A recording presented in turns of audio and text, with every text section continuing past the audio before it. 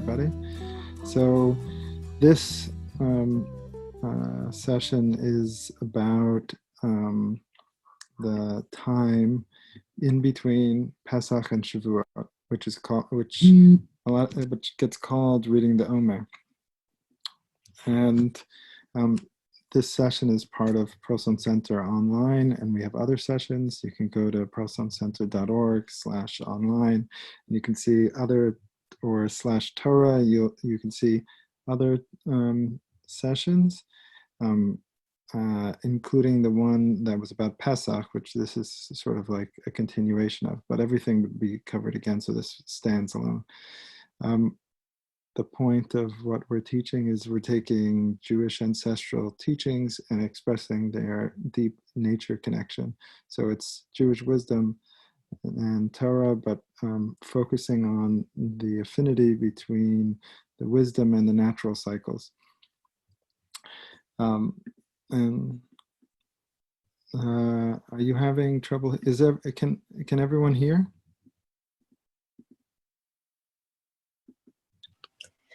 We hear you. Okay, good. If you're having trouble hearing, you can log out and log back in, and I'll be able to connect. So, like in many of the sessions and the classes, I wanted to just emphasize when we're using the word Torah, what we mean by Torah. So there's a broad definition and a very detailed definition, and the most specific definition would be 5 books of Moses. That gets referred to as Torah. And then you could say the entire Tanakh, any interpretations, all commentaries, and any ideas that come from it. That is more and more expansive definition, and it's also used. And then the most expansive definition of Torah is the wisdom with which the world is created, seeking that wisdom for guidance. So hearing the world as it is, I'm pausing now and then to let people in, because there's like a waiting room, and then I have to let people in. So being able to read the natural world and what happens in the world as reading that for guidance. In the most particular way, that's the guidance of can be seen in its most clear forms in the natural world. So if the creation is being, so seeing the way in which nature is created can be seen as linguistic, like a communication, and to be able to read it, to be able to hear guidance, but not just guidance in a general sense, but guidance in a very specific sense. So like, what is this saying for me? What is this saying to me? So I just want to give that definition. This time period from Pesach, which is the holiday of spring, until Shavuot, which is the holiday of the beginning of the cutting, this time period is called the Omer. And I wanted to go to the sources. So if we, in fact, I could even, I don't know if I can. Let me see if I can share screen. Hold on. I'll also share my screen so that you could see the source.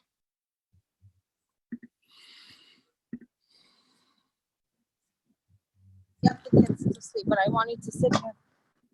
You hear me? Mm-hmm.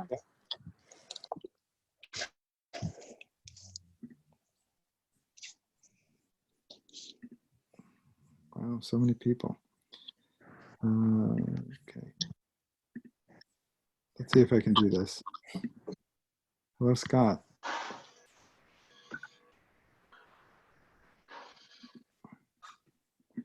Okay.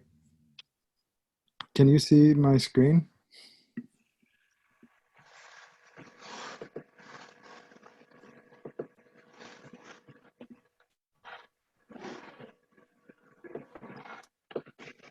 Yes, I can see it. Okay, at this point I can't see the share. So the first source is in some ways a pinnacle of the Torah's story, which is that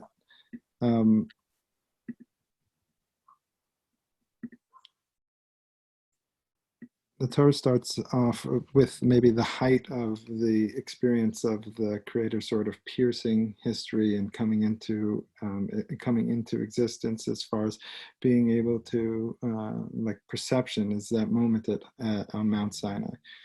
The moment at Mount Sinai, the first revelation is that of the Ten Commandments, and so that's sort of being the Ten Commandments are sort of, these are 10 things that if you peered into creation and searched for wisdom and guidance for your life, these are the most general don'ts, So it starts off with the Creator, and then it says, don't do this, right? And it has that list of the Ten Commandments. But then, and that's the original sort of covenant with that which is behind all of existence and bringing it into being. But that doesn't work out. They get broken. And this relates more to Shavuot. It gets broken. And then Moses goes back up and begs for sort of a new relationship, which is the relationship that gets established through the brokenness. In other words, not the perfect relationship, but the actual one. And in that, the Moshe asks, please stay with us in our community. Like, don't be a non-embodied, non-present creator somewhere else. Don't do that. But be with us. And then the source of creation responds, I can't be with you, because if I was with you, the level of imperfection and error that is going on you would get annihilated. So I can't. So then Moshe says, no, please, we want you anyways, and we'll take the burden of what it means to encounter and to take life even with its burns. But why don't you teach us something about yourself, as opposed to just the Ten Commandments, which are these sort of things you should do, and we want to know something about you. So therefore, we won't make so many errors. So does that make sense? So as that moment, which is sort of like the closest encounter in the story in the Torah, that story is being brought for a very specific reason. So I'll read the English. So Havaya, and I'm using the word Havaya, means in Hebrew existence, which is a close root connection to Yud He Vav He, which is the name of Hashem, but it's not the actual name because I don't say it. So Havaya came down in a cloud and stood there with him there and proclaimed the name of Havaya. So Havaya is saying the name Havaya. And what it means to say a name is to be able to call something into being. And there's a story of the Alter Rebbe where he was sitting with his grandson, and his grandson said, he asked his grandson, where's grandfather? So he pointed at his hand and he says, here's grandfather. And he says, no, that's my hand. So he says, where's grandfather? So he pointed at his chest. He said, over here. And he said, no, that's grandfather's chest. So he says, where's grandfather? So he pointed at his head. And he said, no, that's grandfather's head. Where's grandfather? So then the Alter Rebbe got up and started walking away and left. He turned the door and he walked out the door. And then his grandson, who's the Tzemach Tzedek, said, grandfather. So he turned around and looked. He said, there you are. So the thing that is called when you call its name, i.e. the thing that responds to that name, is what happens when you're calling something by name. And to be able to call something by the name is the power that human beings were gifted with their speech. To be able to give name and number to different things, as opposed to lots of creation and creatures have communication. But to be able to use letters, and letters being able to give name and number to something, that's like the use of language as letter formed in words, that gives power to the one who's wielding the ability to describe something. So one of the exercises that the Jewish tradition has is looking at something when you know its name and looking at something when you don't know its name. So before, look at the moment of when you see something or you encounter someone and you give it a name, you give it a description, you put a word to it, and see what that does to the thing that you're giving a word to it, and how that when you use that word, it changes the way you see them, or whether if that's a person. So if you describe a person a certain way, all of a sudden it's not just that now you described it, but now you change the perception of it. And also it gains power. There's a story about in Bereshit that Adam and Chava, all the animals came, and then and Adam, in the state of male and female, named every creature. And that means that each creature gave early man its power by being able to be named by it. And we see that the human specialty of naming a number creates a lot of power and difference between the human beings and the rest of the things that are not using name and number. The reason why this relates to the Omer is because the point of the Omer, and I should, for those of us who are not familiar with the practice, is to name and count every single day from the Pesach holiday, which is the holiday of spring, which is the holiday of Matzos, all the way to Shavuot, which is the holiday of bread. And that caps the agricultural cycle of the grain harvest at the time. So the grain harvest starts with barley, which comes in the beginning of Pesach, and the sacrifice is that everybody brings one single Omer.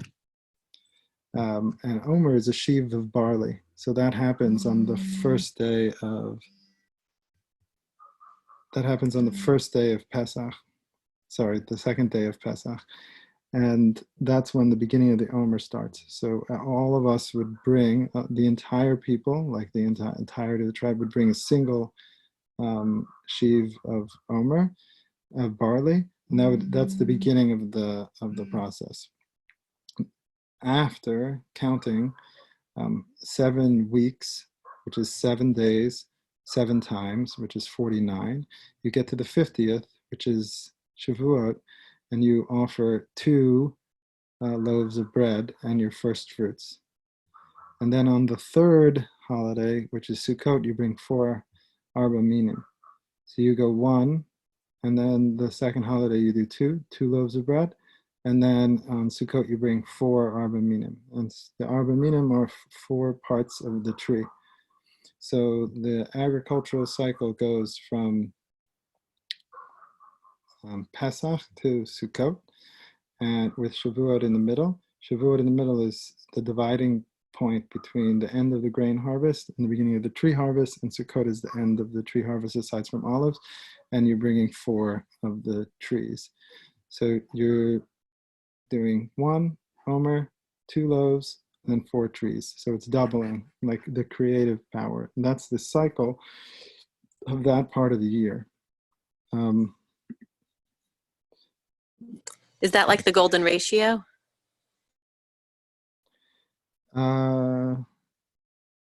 Let's see who said that, but there is, it's not, it's, the golden ratio is in certain parts of the Torah, but actually this is just like exponential growth, right? So 1, 2, 4, and then it will rocket out. So like, for instance, it's hard to look at, it's hard if one's not careful when they're looking at numbers, to look at population growth, because you don't realize, or like in these days, like the spread of a plague, that one doubles, and then the numbers are huge. But if it stopped early on, before it reproduces, this is like reproductive. But the reproduction is the first 6 months of the year.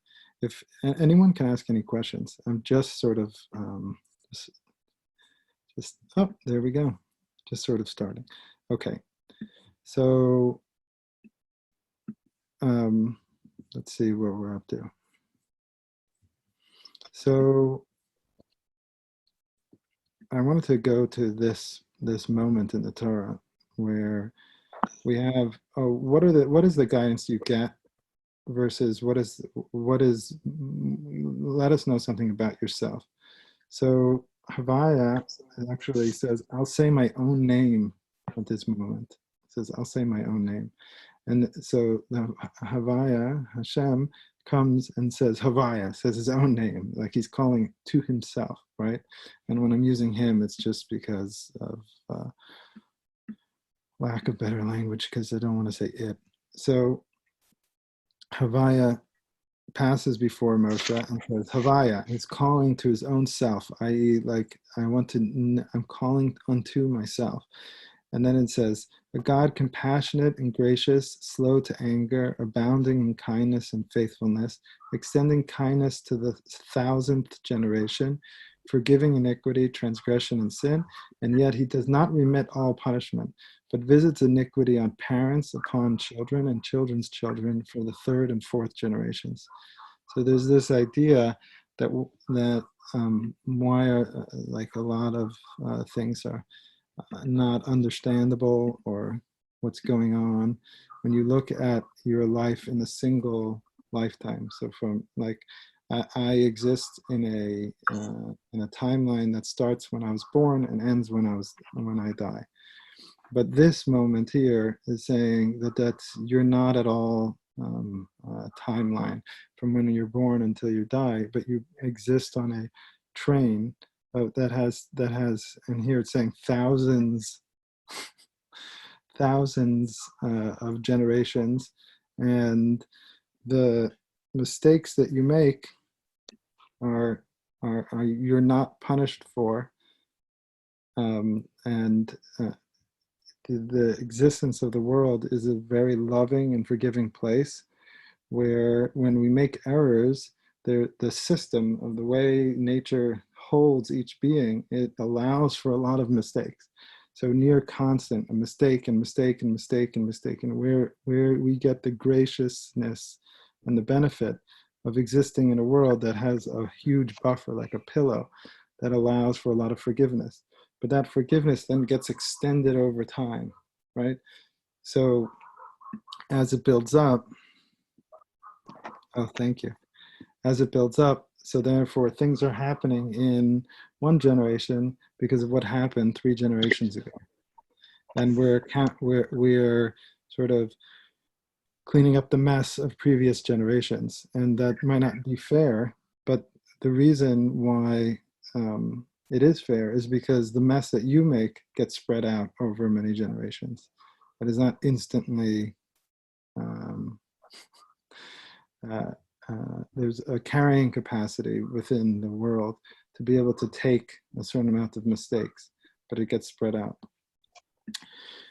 The reason why I think it's important to look at is because it has to do with being able to look at time as a long haul, right?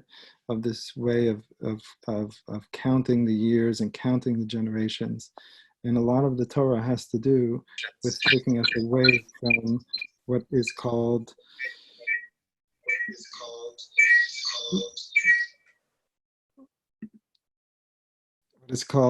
the normal human mind and sort of the tree mind.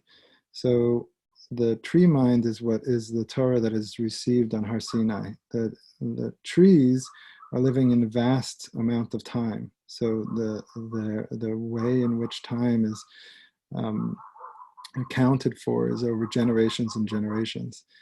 The grain harvest, which is from Pesach until Shavuot, which is the first part of the agricultural cycle, that is an annual. So it lives its life on a small yearly moment, wheat. And so it's the type of thinking that has to do with just my life, just this, while the tree has this longer arc. And so a lot of the wisdom that's being taught in the Torah is don't lose yourself in the small arc of the annual. Succeed in the annual, grow in the annual, grow in your one lifetime, but realize that life is a much longer arc that is like a tree. For instance, the story of planting carob trees, which won't give fruit till the third generation of people. But since your grandparents planted, for you, you'll plant for your grandchildren. And that's like the wisdom of trees. Part of the ability to start to do that, as opposed to living in just the moment, and this moment is like the moment of your entire life, of just a single being like wheat, is to be able to get to the point where you're ready for Shavuot, where you're ready for the top of the mountain, where you're ready to receive that tree, is to be able to count, to be able to give name and to be able to count. So the time between Pesach and Shavuot is this time where you're focusing on being able to count, to give number to things, and to be able to give name to things. And that's like building up your mind, like in the humans, in like the rational human sense. So now I'm going to go to the second verse. So it says, 3 times a year you should hold a festival for me. You should observe the feast of the matzah for 7 days, which is in the time of Aviv. So I'm going to highlight that word, Aviv. When you went out of Egypt. Don't appear empty-handed. The feast of the cutting. And then the third one is the feast of the gathering. So that is Aviv in Hebrew. Aviv, which means the ripening. Katsir, which means the cutting. And Asif, which means the gathering. And this 3-stage process of creation, that everything goes through a ripening stage, a cutting stage, and a gathering in stage, is what is at the primordial center of most of the Kabbalah and most of the way the Torah describes things. Question? Yeah. Is that paralleling to what you were talking about maybe last week or the previous week or on other occasions about the 3 stages of, all of existence, and in a fractal way can be seen in small ways in all of our lives? I think the last one was sweetening. Yeah. So later Kabbalah describes these exact 3 stages as Hachna'ah, Havdalah, and Hamtakah. Hachna'ah is surrender, or humility. Havdalah is separation, and Hamtakah is sweetening. But now that's removed off of the agricultural cycle. The one that the way that the Torah describes it is tied in with nature. So the first stage of growth is the ripening. So right now, the whole concern right now of the Omer is to ripen, is to come to ripening. So the ripening starts in Pesach and it goes until Shavuot, and the little sheaves of first barley and then wheat are ripening out.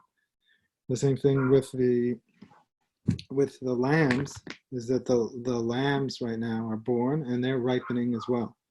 So they're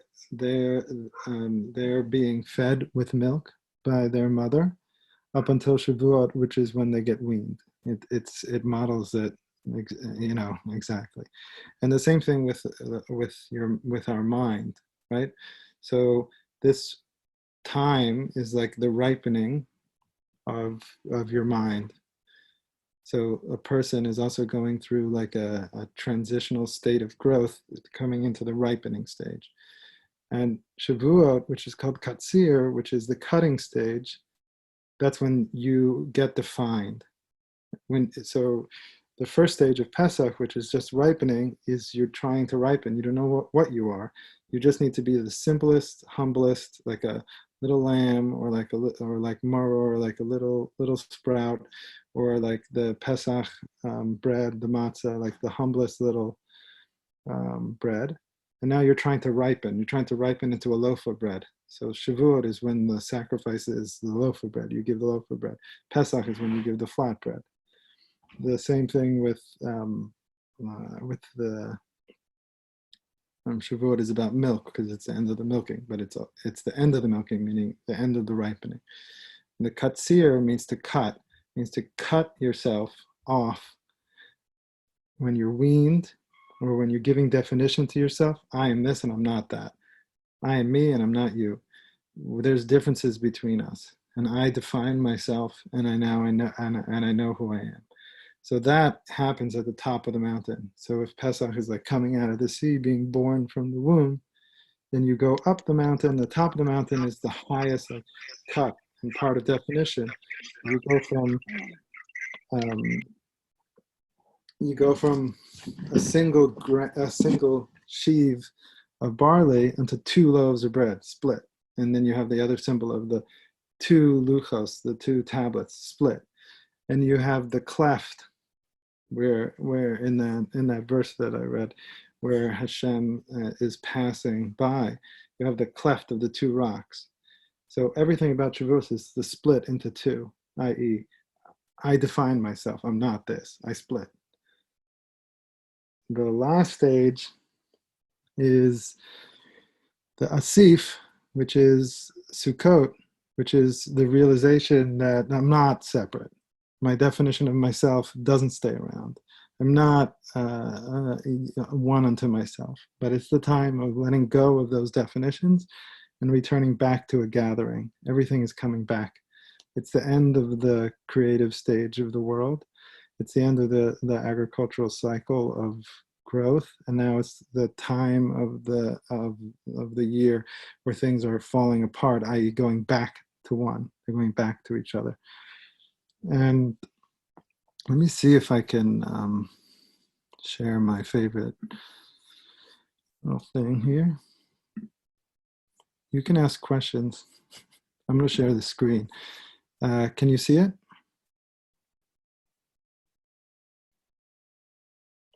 Yeah? Okay. So what you're looking at is a little diagram that I made. So I don't know if you can see my pointer, but if you look on the right, you'll have the equinox, and it's going counterclockwise. So you see the arrow. So the first month is Nisan. This is the month that we're in. And you have Pesach, the lamb, the first barley, the prayer for dew. The rain stops, and now you're asking for a gentle dew so that you're going into the ripening stage. In fact, that's what this whole count is about. You're making sure that the deep waters of decay and collapse and destruction, which is the ingathering, the coming back together, don't rain on your parade, right? Don't rain on your growth.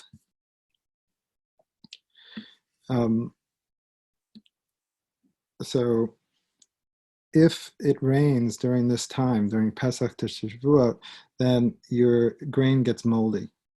And so you don't want during this time, both for the grain and for yourself, like when you're trying to think, you want to just be in joy and move forward of ripening and growing out of like a child, like, let's see who I am, without perfection or judgment or trying to find how you're really not and you're just connected and there's a bit of failure and defeat and everything. That's not what this time is about. This is just about ripening, like coming to age, like getting to the point where you know where you can get your mitzvah, which you get at the top of the mountain.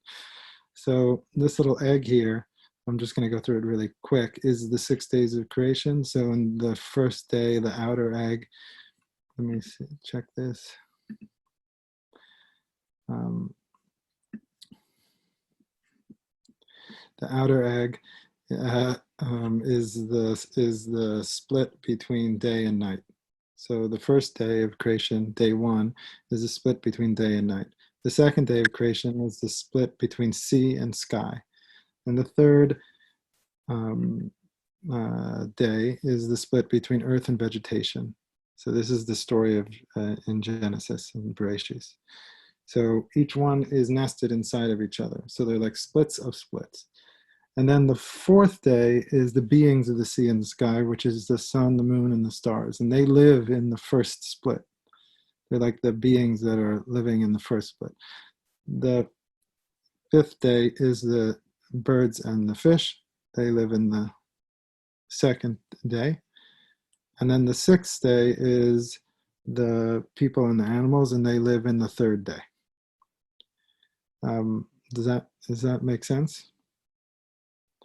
So creation has like and that's just life, and just it is what it is. We live in this place. It's like a mountain sitting on a sea covered in light and darkness, and that's what life is over and over again. So when you come out of the sea, you're moving across these 3 months until the top of the mountain, which is the height of the agricultural cycle time. And that's Shavuot up there. It's in between, it's over here. That's the final wheat, the weaning, and the first fruit, and Torah. So during these 3 months, you're hoping that it doesn't rain as you're ripening and send you into the abyss, because it's just not the time. That time is in Tishrei. And if you see, the agricultural cycle has 6 days to it. 1, 2, 3, 4, 5, 6. And it's also split into 2. So like in the way that Genesis is split into, the 6 days are 3 splits, the stages, and then the beings of those stages. This is also split into 3 and 3. So 6 days, and the 7th is Tishrei. Tishrei, if you see number 7 on the bottom, that's when you return back into the water. And that's Shabbat. That's the day of rest. And it says that all 6 days are contained within the day of rest. So when you hit the 7th moon, then you contain 6 full months within the 7th. So Shabbos contains 6 months in itself, and then you go back to the week. So Nisan would be day 1, day 2, and Iyar would be day 2. Sivan is 3, Tammuz is 4, Av is 5, and Elul is 6. Why?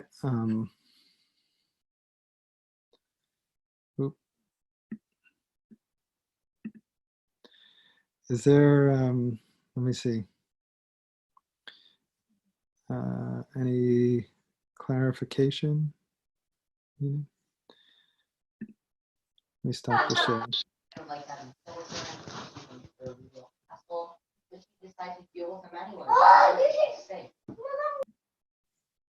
Okay, so I'm going to share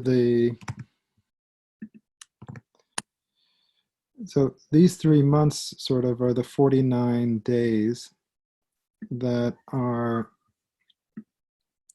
in between Pesach and Shavuot. Now I will go to the sources again. So if you have the sources,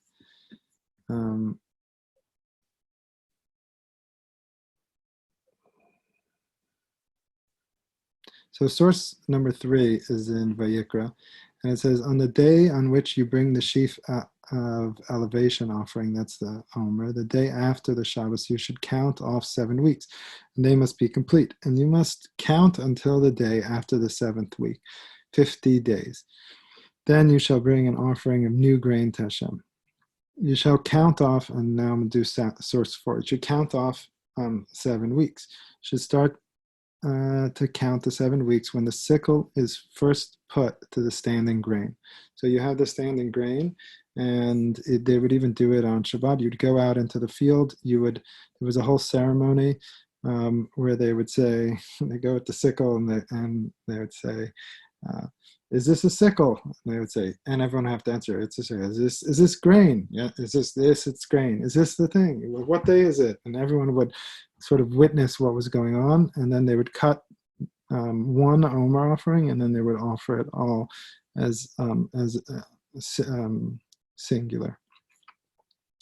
So I guess in the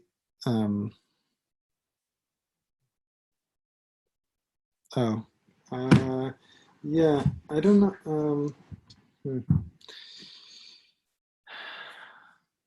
I'm being asked to see if I can share the.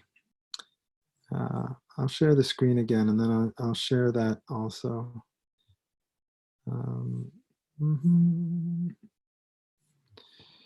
I'm so happy to see everyone, and if there's questions, go ahead. Let me see if I can share the PDF.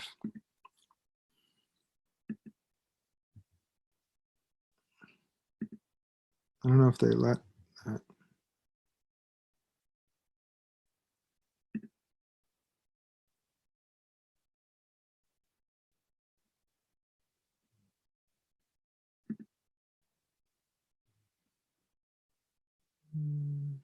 All right, I'll have to do that another time when I can find it. Sorry.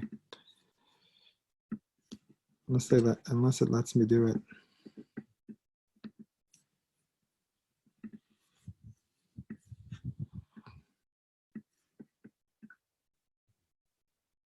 I shared the calendar copy in the chat. So anyone who's in this class gets a free PDF.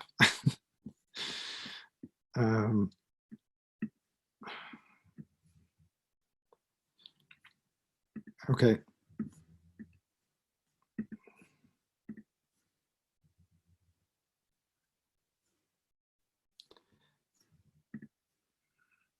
There we go. Did it come through? Great. I'm so glad it came through.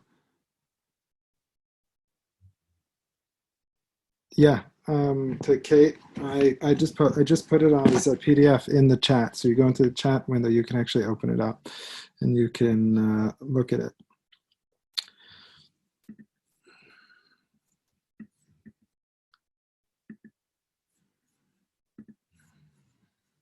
Okay, let's. Oh, no one sees it. Mm-hmm.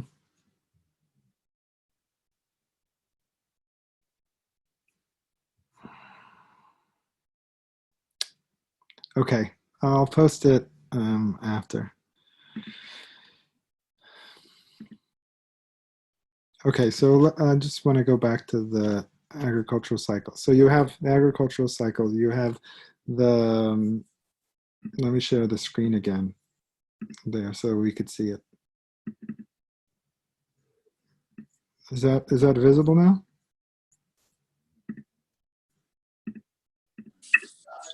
Yes, it's visible. Okay, great. So do you see my cursor when I move it around? Yes. Thank you. Okay, so here, this is where we are in Nissan, and I'm just going to go down to the bottom. Here's the equinoxes. So this is when the day and night are equal. And this is the solstice, which means it's the hottest, driest, and biggest day of the year. And the night is small and the day is big, because this is the day part of the year. And then Elul, which is over here, which is when we pass through Elul and go into Tishrei, then we enter into the Shabbat, which is this whole area over here. It's Shabbat in the day, meaning the time of rest.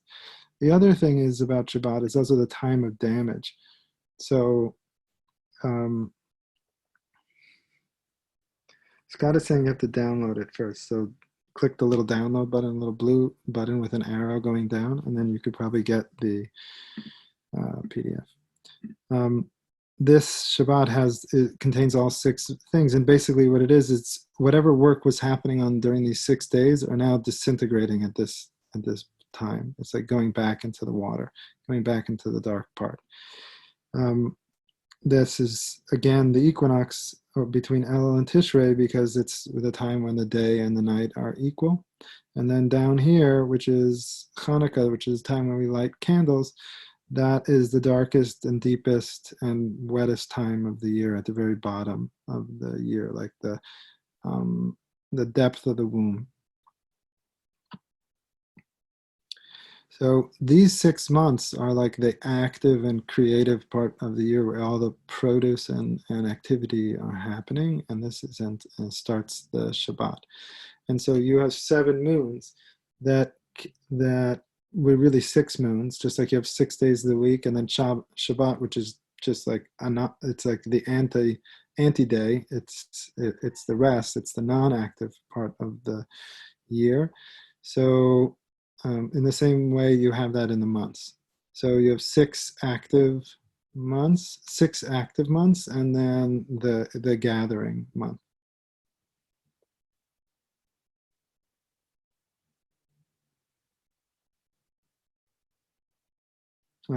Rochelle is asking, I thought Hanukkah was likened to be like 3 months pregnant.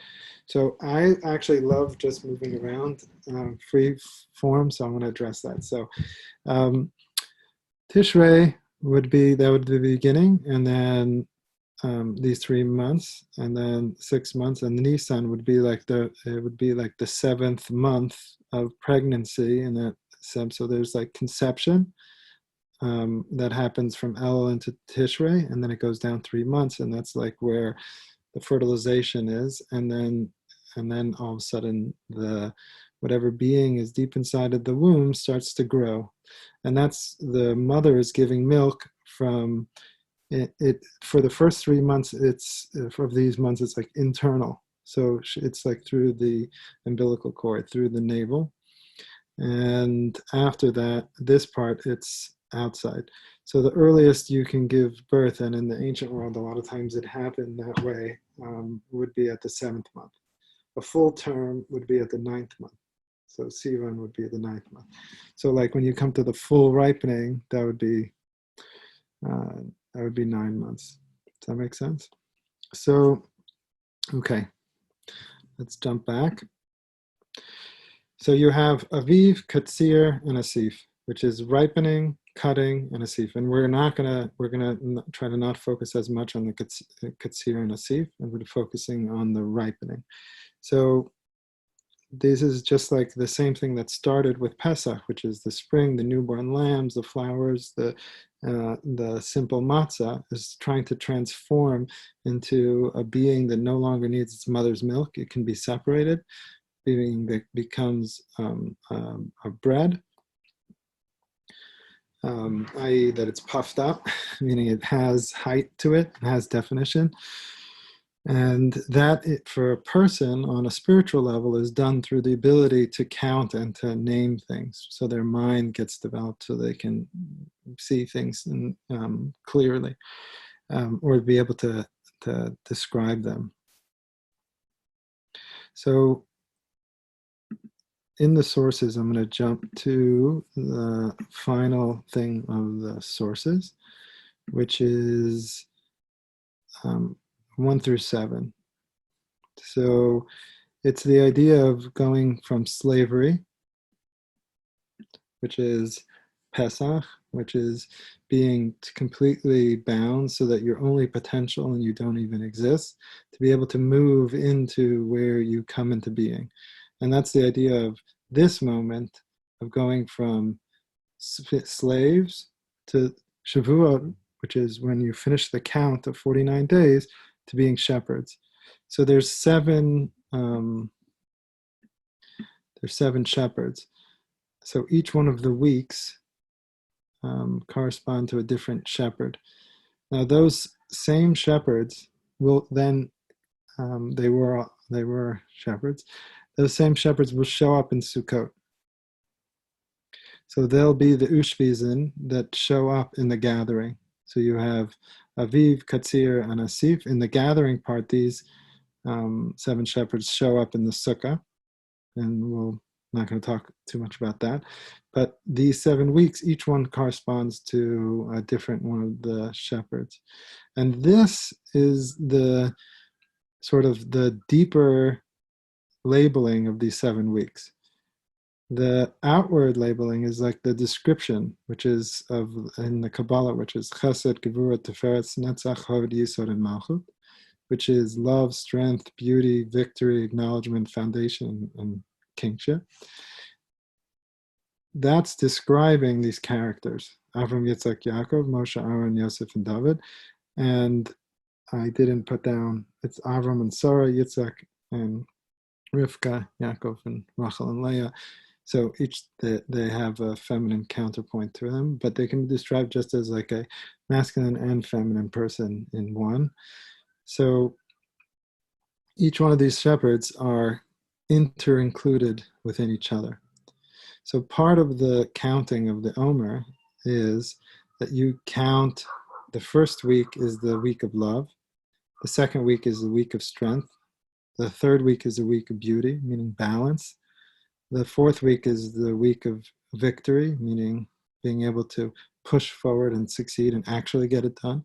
Hod is acknowledgement, which is to be able to bear something and actually bear it, like continually bear it.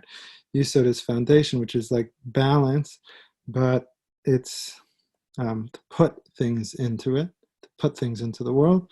And Malchut is the ultimate reception, the receiver, that's like Shabbat, to be able to hold everything. So those are sort of like a simple word, love. But Abraham, who's the embodiment of love, contains a depth that the word love can't hold. So in each one of these weeks, in the Omer, we count 7 days in 7 weeks. So we go, the first day is love of love. The second day is strength of love. The third day is beauty of love. The fourth day is victory in love. Then acknowledgement in love. And you look at each aspect.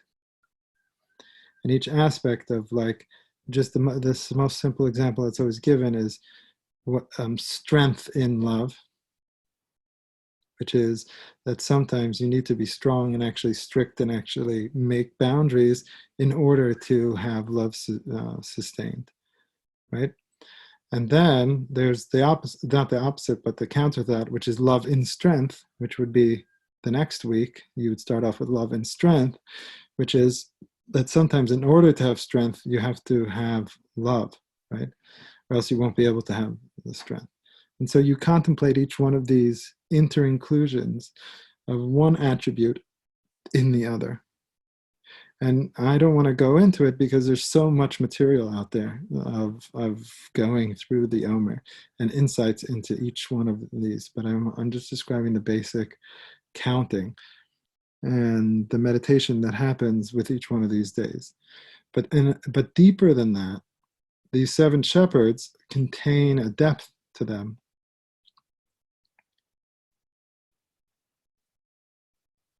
Just looking at it, contain a depth to them that the word love can't contain.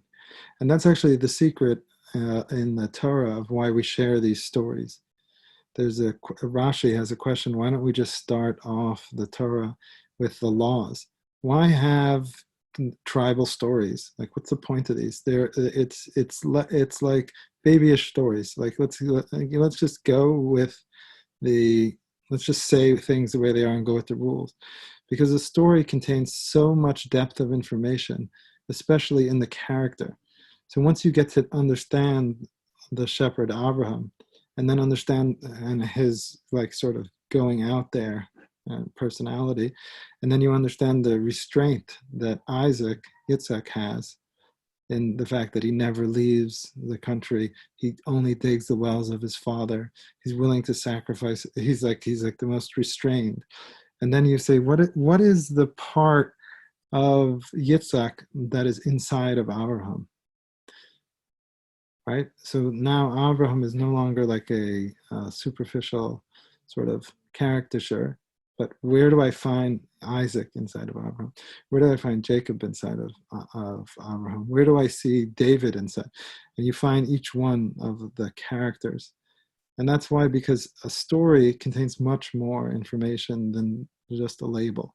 Meaning the name of a person contains like a depth of humanity or of a being that just contains so much. That is, as you go through Omer, being able to include the other people of your life in yourself is also part of that Omer. So rather than, in order for me to ripen and to become myself and to get my self-definition that happens at Shavuot, where I split and say, this is me, before you say, okay, it's not so much me. But that, and to know your mitzvah, to know who you are and what you need to do, it can be confused as, I want to know just what I am, as if I'm separate from everything. But actually, to be able to ripen means to be able to see how every other person is included in you. And not just people in your family, and not just people in your tribe, and not just people in your country, but to see how inside of each one of us is inter-included everyone else, right? To see that if someone acts one way, they're not acting that because that's them and not me, but to see the aspect of that within me, whether that's for good or for bad. So like a hero, you say, well, that's just this amazing person that I don't have anything to do with. I can't ever be like that. Or a villain, you say, well, that's not me. I'm not that bad, or whatever. But to realize that that each one of us has aspects of each other within each other. And to be able to hold that is to be able to create a stable relationship. And Kabbalah is all about these vessels, and which is actually just describing the agricultural cycle and the ecological sort of buffer that holds all of this. Is that in nature, everything is inter-included within each other. Everything is a relationship. And when one thing makes a mistake, the rest of the system holds it. So it's like inter-included. And so we go through 7 weeks where we count 7 weeks within 7 days, and each one of the 7 days relates to one of the 7 weeks. And we're finding the inter-inclusions of all of that. Once you're able to see not how separate you are, but all of the relationships that you have and how each and every one of us is inter-included into each other, then you can actually see what you actually are. This point, this like center point in a stable web. And then you're seeing your sort of real self, as opposed to, I will define myself by being utterly separate. And that's why you get into 2. I'm not one, I'm in relationship with the other. I'm in relationship. And when I see that I'm in a relationship, then I see myself in my particular, as opposed to trying to define myself in absence of everything else. Let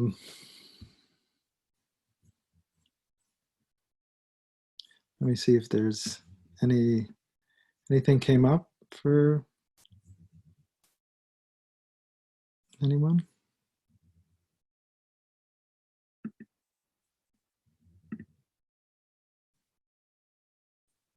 Oh my. Okay, so I don't know if it did, but you can type into the chat and then I'll unmute you and you can talk. So let's see.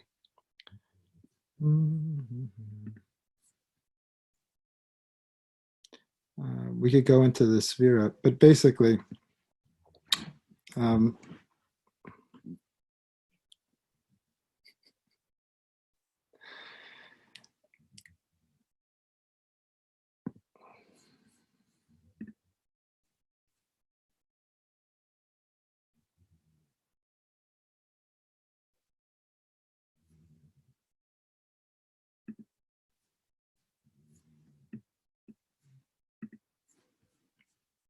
okay. Are you raising your hand, Tali?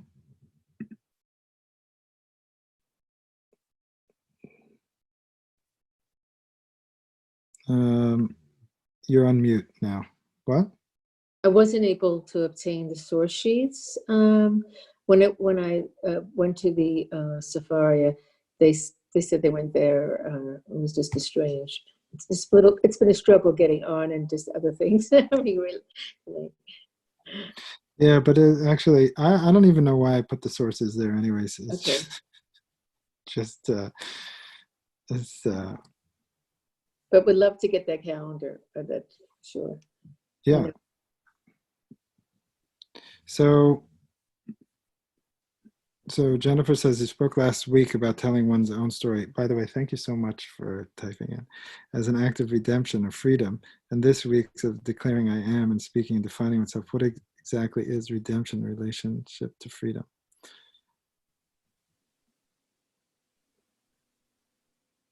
So freedom is the in the way that these stories in the Torah say, freedom is to be yourself, right? So when you're and to be able to tell your own story, i.e., to do what you need to do, like when you're a little baby and you're just ripening and you're growing, right? You didn't do anything wrong, so that's one of the things of little kids, like they do all sorts of crazy stuff that no one else would allow. Or you would take from anyone else, but they're not doing anything wrong. They're just growing. They're just starting. So there's this massive buffer of like understanding and forgiveness as they experiment and try. But when you're already getting old and you're at the middle point of your life, all of a sudden a lot of that stuff is not really people. They don't take it. So right after Shavuot, which is the midpoint, that highest point of the year, you have the time of fire. So once you know yourself and you're self-defined, it's sort of like now you're free and you know what you need to do. You get your mitzvah. You know what you are in life. You're immediately going to burn, and things are going to get burned. Just by that definition, things are going to get burned. And your ability to sustain that and to hold that, the fact that things are going to get burned by the fact that your definition, is just something you need to do, because life is okay with that happening. It's like it holds it. But then there's all this redemption means to retroactively redeem the aspects of self that felt like they weren't right. So freedom is just to, right, is just to emerge. But redemption is like, I look back at myself, like we were talking about Pesach. The word Pesach, Psachyah, is like it means to limp, and Pesach also means to skip, right? So redemption is where you look at the thing that you thought was your limp, and you realize, no, wait, I've been trying to get rid of this thing, but this is actually my greatest strength. Like, and there's many examples, like, oh, I'm so lazy. I always do things late. I have all these regrets about not doing things on time, right? And then you realize, well, yeah, another way to call that is like long patience and waiting, right? And not just jumping to conclusions and that kind of thing. So then that's a great gift. So now, oh, I'm skipping. I'm like a baby. I'm skipping. I'm not limping. This is like a great advantage, and that's a redemption, like to redeem, redeem, and ultimately freedom. But this time of the year is, as opposed to what goes on in the agricultural cycle and in the Jewish cycle of what happens in Elul, which is like this return of doing tshuva. The time of the Omer has nothing to do with doing tshuva. There's nothing to do tshuva on. You're like just spring. You just started over again. You're not trying to there can be an understanding of like, I'm looking at these character traits of mine in the Omer, and I'm seeing, do I contain love? Do I have proper boundaries? Do I have balance? Do I have fortitude to press on? Do I have fortitude to bear things? Do I actually do what I need to do and put myself out there? And am I able to completely receive all of life, these 7 stages? It's not like, are you good or you're bad? You're starting out at Pesach where you're not judging at all. You're just like a little kid, and you're trying to let that essential thing grow up, ripen. Once you're already ripened at Shavuot and you're actually doing the things, when you're returning back, that's when you do like a self-assessment, right? It's just like you're not supposed to be like when you could look at the same cycle of the day. You don't wake up in the morning and start beating yourself up about all the. You just went to sleep and now you're starting a new day. Everything's finished. Whatever happened, and now today's a new day, right? But at the end of the day, when you try to do what you tried to do and mistakes were made, then at the end you're trying to make an accounting. And you don't want to mix those two of like keep forcing an accounting on yourself every time you're trying to start something new and say, oh, da, da, da, da, da, da.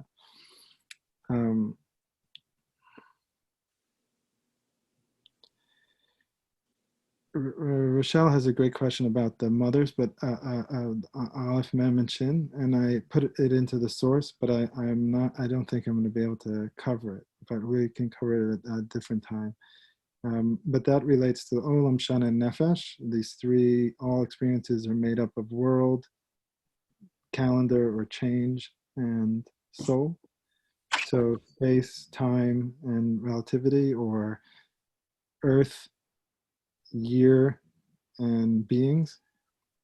And it's all these interactions of these three things together. But just to go into the sevens, and it relates to the three mothers, but to go into the sevens is, if you look at, there's 6 moons of active part of the year. It's a lesson, right? The creation could have been like a nonstop factory where life was completely always creative, and it was just like boom, boom, boom, boom, boom, boom, boom, boom, boom, boom, boom, and containing no failure, no defeat, and no rest time. It's all the same. Failure, defeat, it's just rest time. So no collapse, just nonstop burst of love, and all creation just could just be spilling out like that. But it doesn't. It actually it hits 6 times, 6 moons, and then it collapses. And in that collapse is the time for renewal, and life contains that. But we have that in the Jewish, and it's trying to model the creation itself, is to find those periods of active creation and then renewing, resting renewal. So you have that in the day. So you have you have 6 hours, and then you have a rest period, which is at the heat of the day. And then you have 6 hours, and then you have a rest period. That's when the sun goes down and everyone gathers together. And then you have 6 hours, and that's the rest. And then you have midnight, which is the time to wake up and to like half dream and prophesize. And then you have another 6 hours, and then you have dawn, which is these 4 parts of the day that are like they're broken up into 6 hours each. So 6 active and then a moment. So you have dawn, high noon, sunset, midnight. Dawn, high noon, sunset, midnight. All of these are like the salient times of the day.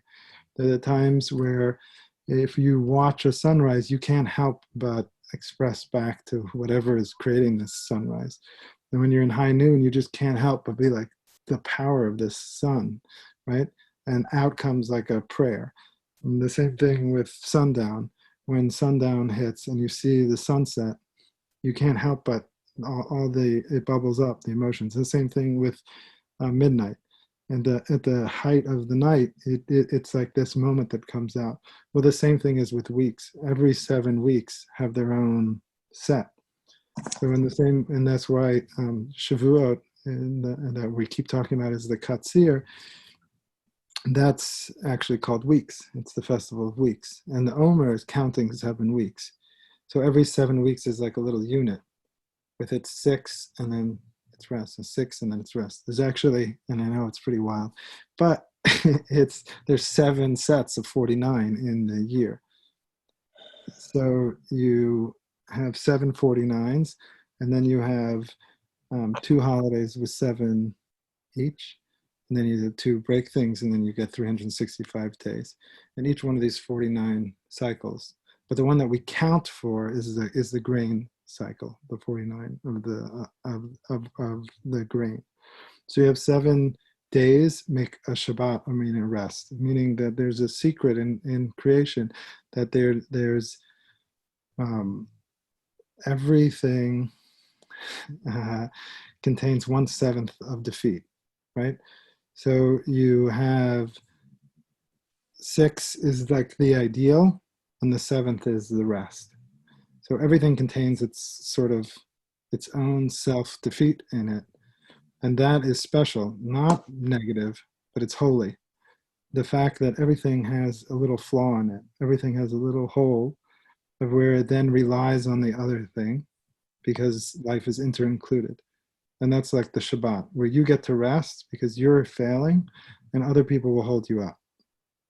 And then when they're in their Shabbat, their flaw, you hold their flaw. And that's the idea in Torah, that there's 613 mitzvot, and each one of us do some of them, and we all hold each other to complete the whole thing.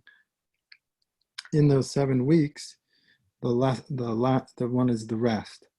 And then in the years, so we model creation in the same way. So we have 6 active years where we're working, and the 7th is Shemitah, where the whole year is a rest period.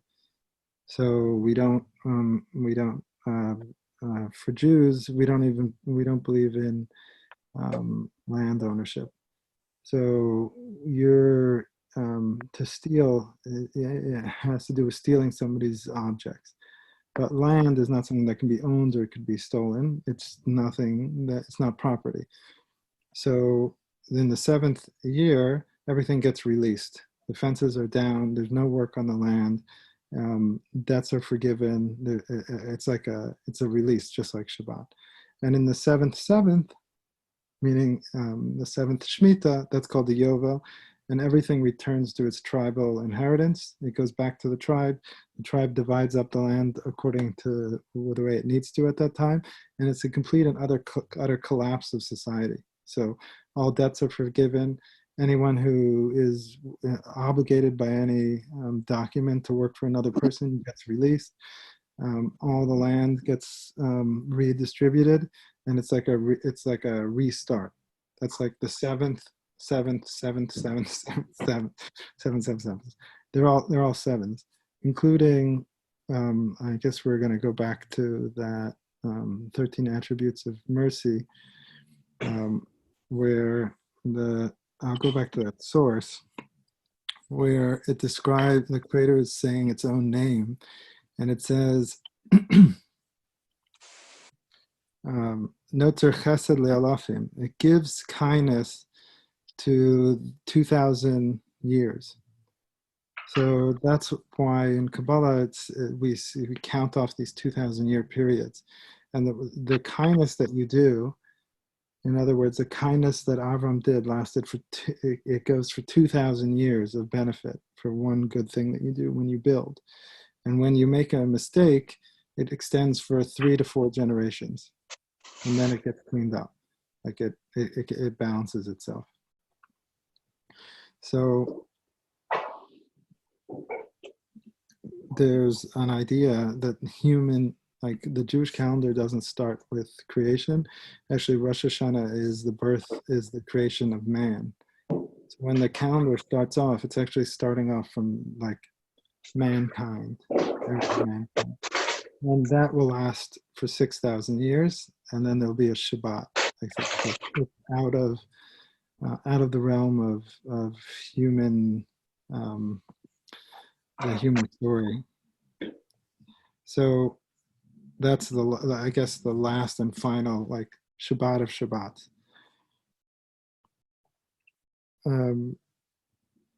So anyways, that's what we're counting on Shavuot. Is there anything that's coming up for anyone? Thoughts?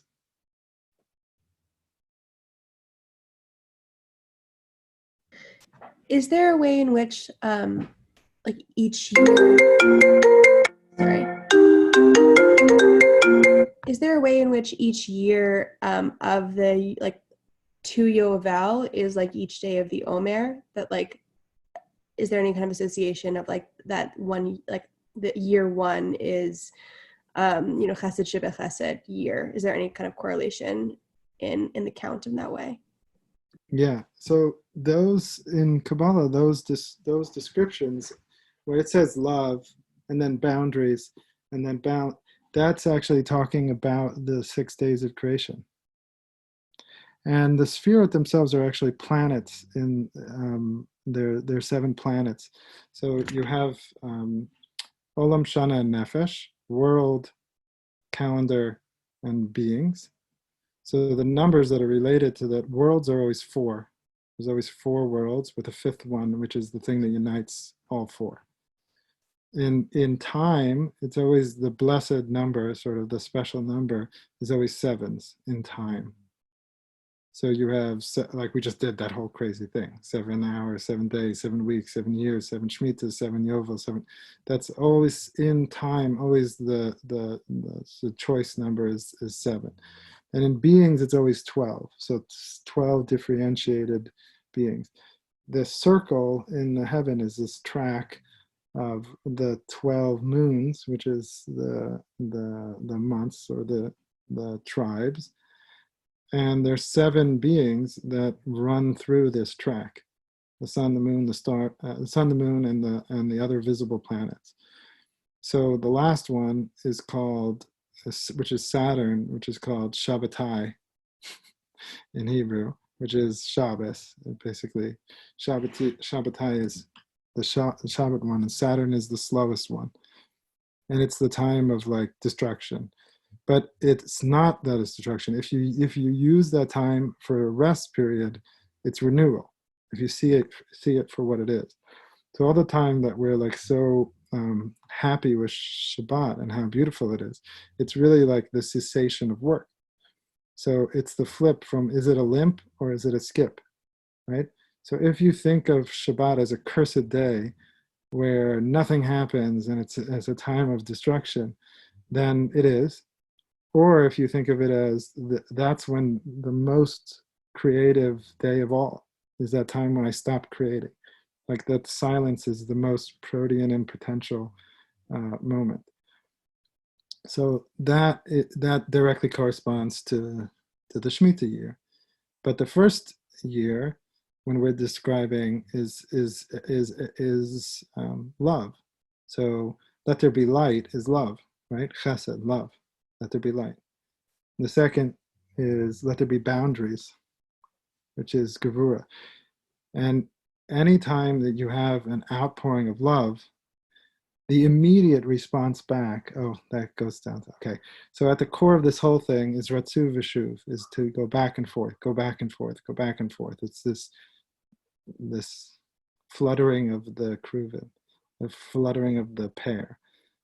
And so all 6 are created by the back and forth. So when you have love is going to be a problem because, in fact, I think I don't know, the even bad sort of relationship. I think if it's talking in the Torah, when it's talking about incest, it still calls it a chesed, love. It's even, love can be damaging, right? It can be, so the minute you have love, you then immediately need boundary, which is gevura. So if love is going to, if the whole world is a creation of love, the world would just be annihilated by near constant love. It would be nonstop love. And so in order to hold it and to sustain it, to have a vessel for that love, you need to have gevura. So that's the second thing. So that's when you have the rakia, the foundation, the big copper bowl that holds up all the water. So that's where you need this. You need a boundary for love. Okay, but when you have boundaries, that's the second day, having boundaries. The third day, well, boundaries, if it's boundaries, everything will be destroyed. Everything will just collapse in on itself. It'll just be this massive self-defeating boundary. So you need to get back to balance. That's Tiferes. So you have love necessitates boundaries, and boundaries necessitate not too much boundaries, but a return to love and finding that balance. But that's the first 3 days. But if you just have those 3 days, nothing will actually happen, right? You actually need beings in it. You need to populate those. There needs to be, it needs to have actuality, it needs to have movers. You need to move. You can't just be in this ideal sort of static thing. You need to have movers. And then it's time for the next 3 days, which are the movers. So then Netzach, Hod, and Yisod are the next 3 days. So you have the movers of light and day, and then you have the movers of sea and sky, and then you have the movers of the earth and the vegetation. And I know and I'm going to cap this class at 1.5 hours, and I was so happy this time that we had, the questions were coming out. I was just love that. So since I know where the question's coming from, so the 6th day is Yisod, right? And that corresponds to, because the question is coming from Yisod farm, that corresponds to man, right? And animals. It's like Yisod in Kabbalah is the tzaddik, right? It's the sort of the line, the thing that it pushes itself in, and that's like the defining thing of the human, right? Who's like inserting itself. So that's the 6th day is Yisod, and then you have Malchus, which is the thing that receives it all. And I'll just, before we end, I'll just go back to this thing. Do you see did I share it? Good? Yeah. So this part is Malchus. It's the container. It holds it all. And that's the Shabbat. So if each one of these are these separate elements of love, I hope you can see that. So number 1, love necessitates boundaries, which then needs balance. And then you know yourself because you've included it. But then you need to actually push out into the world, so it actually needs to happen. So you need to have victory. And when you push to have victory, you're going to burn things. That's what happens in Tammuz and Av, destruction, fire, because you're implementing it. And then Av is Av is the month of the ability to be able to Hod, to be able to bear continually, which is like where Tisha B'Av is, and also the Tu B'Av, the month of love. And then Elul is like the month of the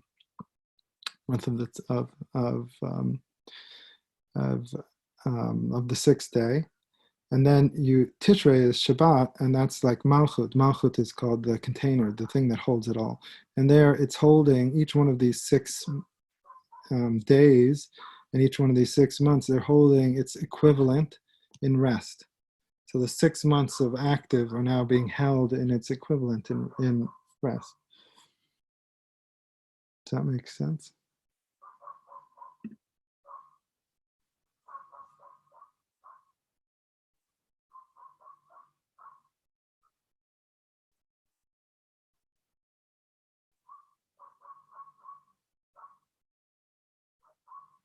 So yeah, I'm just looking to see. Yeah, so many cycles within cycles, and all resting on absolute truth of the natural world, agriculture and otherwise. Yeah, so that the return to be able to read Torah, and we're going to just go back to the beginning, which is to be able to look at creation and to see the wisdom with which creation is created and look at it for guidance, is what's going on there in the Omer. So it's like, I see that everything is in these cycles of 7. So I'm going to put myself into, and I'm going to act within these cycles of 7. It's part of what in the Pirkei Avot, which is one of the tractates of the Mishnah, is about 2,000 years old, and it sounds a lot like Confucius and Taoist sages. But or anyone from that, it's very beautiful. But one of the things that they say is make your will his will, you, and he'll make his will your will, right? So in other words, like it's if you look towards creation and towards the natural world for guidance, then you're hooking up with the wisdom with which the world is created. And so it's like the world could be made a factory, but it's not. Like I might want it to be a factory. Like the world could have been made in little blocks, with like a city in little blocks, so it's easy for me to understand. So I can go to this street, and then I can make a right, and then I can left, and then I make a right, and I can go in my little blocks. But actually, if I look at the mountain has roads, and it's the water that pours down the mountain, and it's all crazy, and it has these paths. But if you follow those paths, your paths will last forever. So like when I went to the Kogi in South America, the tribe, they called it that they only walk on the paths of the ancestors. They won't walk on another path. But they're not talking about ancestors, their ancestors. They're also talking about their ancestors. They're talking about the water. That's the ancestor. It's the water made the first path. And so if I make my stones on there, then my path is going to last forever. It's going to be emes. In Hebrew, emes doesn't mean truth. Like I have factual information. Emes, and this is part of the 13 attributes of mercy, where it says that the Creator is merciful and truthful. Truthful means it's always can be relied on, like a true friend. It's always there. So something that is true is something that is lasting. So when you make a false road, you're making a road that's just not going to last. It's not a real path. It's not going to last. You have to keep working at it to make it last. And it's this massive struggle to keep it up because it's not real. But if something is true, then it just lasts. So if you want to find truth, you find the things that are continual in creation, and you model yourself after that. And one of those things, and I think it's perfect to end on it because it's sort of disturbing and cool at the same time, is that societies don't last. That's the truth. So if you just look at it, and all empires fall, they all fall. They all fall. They all collapse. So therefore, why don't we make a culture that collapses, right? But let's just go with that. Like instead of fighting it, like, no, I want my culture to just go on forever and ever. I'll make my culture not go on forever. It'll collapse every 50 years. Everything will be reevaluated and fall apart. All things will go back to stage one, just like it's going to happen anyways. And then if I do that, then it will last forever. That's the paradox. Then that will continue forever. If I incorporate in my life the ability to fall, then I'm going to succeed. But if I define my life as never falling, then I'm going to fail at it. So that's the sort of the inter-inclusion of the 6 months of creation and the 6 months of disillusion. So with that, I give us a bracha, a blessing, that we keep turning over our own insights into the world, and we go through the stages of Aviv, which is the ripening, Katsir, which is the cutting, and Asif, which is the gathering, that we allow ourselves to just grow and not cut ourselves, just grow like a little kid at all times. Then we learn to make the right definitions of self-definition of what we are, and we'll be able to define ourselves. And when we know those definitions, we don't hold them too tightly, but we allow ourselves to go back together with other people and to connect. And I hope that we're able to do that through the Omer.